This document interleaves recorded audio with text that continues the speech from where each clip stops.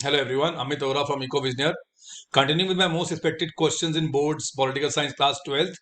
Today I have a very important chapter for you, India's foreign policy. 8 marks का chapter है और थोड़ा सा easy हो जाता है क्योंकि because you have already done contemporary South Asia, so there are some similar topics in this chapter also. So let us start with the important topics and questions. So first you have to cover this principles of India's foreign policy. ठीक से याद करना है आपको, ये headings बना के आपने इसके आंसर लिखने हैं, headings और points में.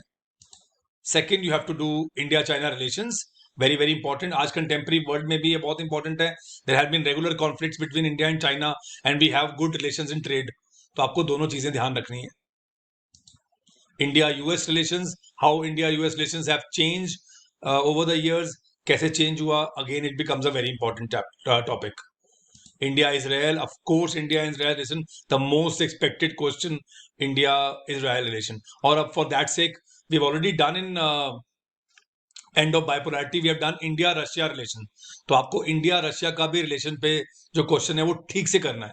So India Israel, India US and India Russia, इनमें से हम कोई ना कोई एक पे हम अपना क्वेश्चन एक्सपेक्ट कर रहे हैं.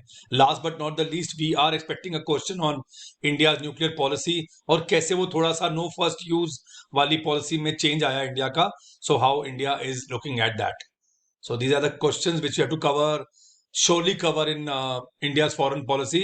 हमें 8 marks का ये chapter है, हमें इसको काफी serious लेना है. And students, if you want to practice some political science MCQ based test, go and download EcoVisioneer app and get some tests and free study material from there.